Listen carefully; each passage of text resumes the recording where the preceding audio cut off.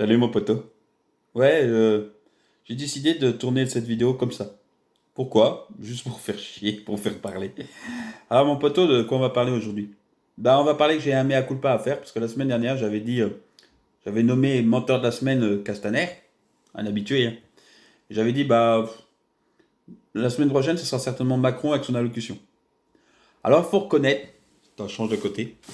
Il faut reconnaître que pour une fois, il a été assez honnête. Alors, bien entendu, il est resté très vague. Bien entendu, il est resté très superficiel. Bien entendu, il est resté au-dessus de l'eau. Il n'a pas marché dessus comme Jésus. Donc, parle pas de religion ici, d'accord? Jésus is cool. Ok. Mais bon, il a parlé quand même d'immunité collective, de prendre ses responsabilités sur les erreurs qui ont été faites. Que les vieux allaient rester en confinement ad vita aeternam jusqu'à ce qu'il y ait un vaccin. Enfin, voilà. Mais que les jeunes, ayant peu de chances de mourir, on va les envoyer au front à choper l'immunité en premier dans les écoles. Non, elle n'a pas été jusqu'à dire ça, mais bon, c'était sous-entendu, on a tous compris quand même. Enfin bref, Macron, on peut pas dire que... Non, c'est pas le menteur de la semaine. Je me dis, mais on va mettre qui menteur de la semaine? Je trouve que cette semaine, ils se sont calmés, toi. D'un autre côté, on est que jeudi, il y aurait pu y avoir... J'ai découvert, en voyant sur une chaîne YouTube excellente qui s'appelle Je suis pas content, j'ai découvert qu'Estrosi, le maire de Nice, alors tu vois, le maire de Nice, c'est celui qui avait essayé, quand il y a eu les attentats à Nice, qu'il y avait eu la capitaine de police municipale qui avait dit ah ben on voit sur les vidéos qu'en fait, enfin qu'à Nice, il n'y avait pas de police, enfin ils étaient en sous-effectif ce jour-là, quoi. Même que ça soit le carnaval de Nice, enfin voilà, ils étaient en sous-effectif. Qu'en gros, on lui a dit ferme ta gueule et tu vas être viré, quoi. Tu vois, Estrosi qui a couvert ça, qui était partie prenante dans l'histoire, qui lui a dit, écoute, jeune fille, tu vas un peu te calmer, quoi. Donc, il en est pas à son coup d'essai, hein, il a dit quand même quelques trucs, déjà michto, Estrosi.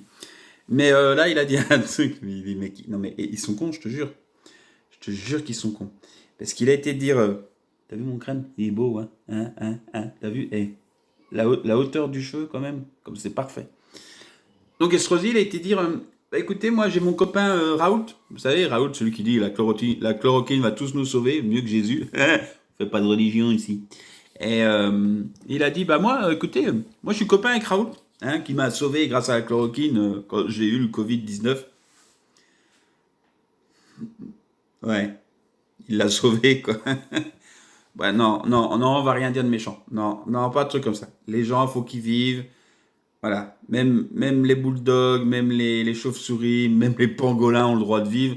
Donc Estrosi a le droit de vivre. Non, non, pas d'humour noir, s'il vous plaît, monsieur. Donc il a dit, bah moi je suis copain avec Raoult, hein, qui m'a sauvé quand même. Et puis je comprends pas normal que le gouvernement ait rien fait avant. Parce que Raoult, depuis le mois de janvier-février, il m'a dit, le professeur Raoult, hein, mon ami, il m'a dit, ouais, attention, ça va être catastrophique, faut que l'État fasse quelque chose, ça va être une pandémie mondiale, ça va... Ah ben, le problème, garçon, tu devrais te renseigner si t'es vraiment pote avec lui, quoi, avant de dire des conneries. Parce qu'on voit des interviews, par exemple, de lui en février, en train de dire que c'est ridicule tout le tatamar qu'on fait en Chine là-dessus, que ça tue moins qu'une grippe, qu'une pandémie mondiale, ça n'arrivera pas, que les gens n'ont pas à s'inquiéter, que... Voilà, lui-même s'est complètement trompé dans les grandes largeurs, quoi. Au mois de février, il était en train de dire, il était sur la ligne Michel Simès, à nous dire que c'était juste une petite grippette et qu'il fallait pas s'inquiéter. Voilà, alors si toi tu dis que ton copain Raoul t'a dit au mois de janvier-février, t'a dit que ça allait être l'horreur, c'est deux choses. Soit toi t'es le menteur. Alors en tant qu'homme politique, t'as une présomption de culpabilité, tu vois. C'est triste, hein, ça devrait pas être, mais bon, faut l'avouer quand même. Lui, le professeur Raoult, tout ce qu'il veut, c'est sauver des vies quand même à la base. Donc toi, tout ce que tu veux, c'est profiter de nos vies. Donc soit c'est toi qui mens en disant qu'il t'avait prévenu en janvier-février que ça allait être une pandémie internationale, mondiale, qu'il y allait y avoir des milliers de gens qui allaient mourir. Hein, parce que visiblement, il racontait pas ça, du moins devant les caméras, devant les médias. Ou soit c'est lui, devant les caméras, les médias, qui, pour ne pas inquiéter les gens, allait dans le sens que disait le gouvernement en disant Non, les gars, vous inquiétez pas. Non, non, tout va bien.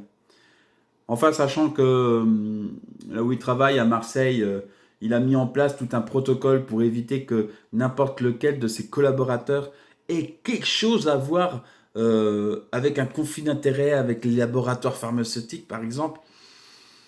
Ce qui lui vaut d'ailleurs le médecin qui l'a menacé de mort, qui est un médecin qui est du CHU de Nantes, qui est connu pour justement être comme ça avec les laboratoires pharmaceutiques, tu vois, avoir déjà eu des problèmes avec lui. Donc, j'ai un doute quand même que le mec ait menti pour couvrir le gouvernement, pour couvrir le laboratoire, sachant qu'il aime pas trop le gouvernement, celui-là ou un autre d'ailleurs, hein, il s'en fout. Sachant qu'il s'est fait pousser la barbe, les cheveux longs, pour dire pourquoi vous avez fait ça, bah, pour les faire chier, les autres à Paris, sous-entendu, hein. Donc j'ai un doute, quoi. J'ai un doute sérieux sur qui est le menteur dans l'histoire. Voilà. Allez, mon poteau, ils nous font rire, hein. Comme disait Coluche, depuis le temps que les hommes politiques nous font rire, pourquoi moi qui suis un comique, je ferais pas de la politique? Et puis là, quoi.